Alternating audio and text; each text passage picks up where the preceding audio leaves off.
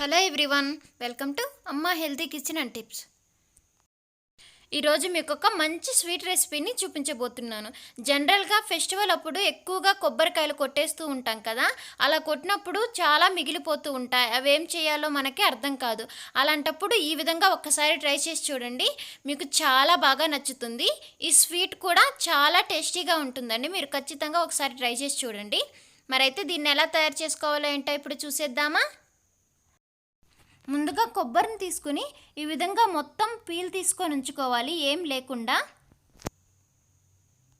ఇప్పుడు పీల్ తీసుకున్న ఈ కొబ్బరిని బాగా తురుముకోవాలి, సన్నగా తురుముకోవాలి. లేదంటే మీరు మిక్సీలో వేసుకొనన్నా బాగా మెత్తగా గ్రైండ్ చేసుకోవచ్చు.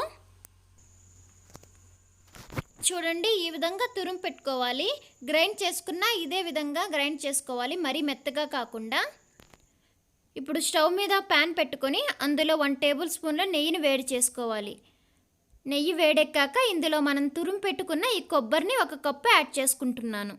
ఇప్పుడు మంటని లో ఫ్లేమ్లో పెట్టుకొని ఒక 2-3 మినిట్స్ బాగా ఫ్రై చేసుకోవాలి. ఇలా ఫ్రై చేసుకోవడం వల్ల ఈ కొబ్బరి పచ్చివాసన అనేది లేకుండా ఉంటుంది. ఇప్పుడు ఇందులో 1 గ్లాసు పాలని యాడ్ చేసుకోవాలి. పచ్చి పాలైనా పర్వాలేదు, కాచి చల్లార్చిన పాలైనా పర్వాలేదు.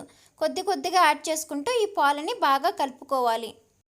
ఈ పాలు అనేటివి కొబ్బరిని బాగా పీల్చేశాక ఇప్పుడు ఇందులో 1 కప్పు కొబ్బరికి 3/4 కప్పు షుగర్ని యాడ్ చేసుకోవాలి.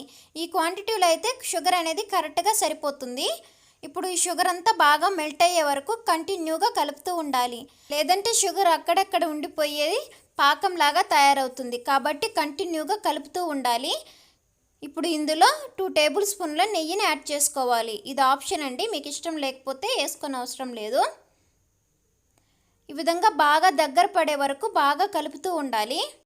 ఇప్పుడు ఇందులో 1/2 చెంచా యాలకుల పొడిని కూడా యాడ్ చేసుకొని బాగా కలుపుకోవాలి. ఈ ప్రాసెస్ మొత్తం సిమ్లో పెట్టుకొని చేసుకుంటూ ఉండాలండి. ఈ విధంగా కొబ్బరి అనేది బాగా దగ్గర పడిపోయి ప్యాన్ కంటుకోకుండా ఉండే వరకు మనం కలుపుతూ ఉండాలి. ఈ ప్రాసెస్ అంతా జరగడానికి ఒక 10 మినిట్స్ అయినా పడుతుంది. ఈ విధంగా చూసారా, ప్యాన్కి ఏం అంటుకోకుండా ఉన్నట్లయితే మనకి రెడీ అయిపోయినట్లే. స్టవ్ ఆఫ్ చేసుకొని ఇప్పుడు ఒక ప్లేట్ తీసుకొని అందులో నెయ్యి అప్లై చేసుకోవాలి. ఈ విధంగా అప్లై చేయడం వల్ల అంటుకోకుండా ఉంటుంది. ఇప్పుడు రెడీ చేసుకున్న ఈ కొబ్బరిని ఈ ప్లేట్లోకి యాడ్ చేసుకొని ఈ విధంగా సపరేట్ చేసుకోవాలి. ఈ విధంగా బాగా సపరేట్ చేసుకోవాలి, అప్పుడు మనకి కట్ చేసేయడానికి ఈజీగా ఉంటుంది.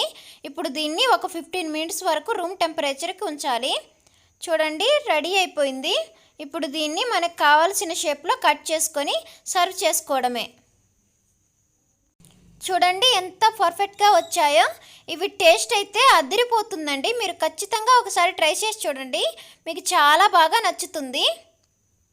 మరైతే ఈ వీడియో మీకు నచ్చినట్లయితే ఒక చిన్న లైక్ చేసి సబ్స్క్రైబ్ చేసుకోండి. మీ ఫ్రెండ్స్ అండ్ ఫ్యామిలీ మెంబర్స్కి షేర్ చేయండి. Thank you so much for watching.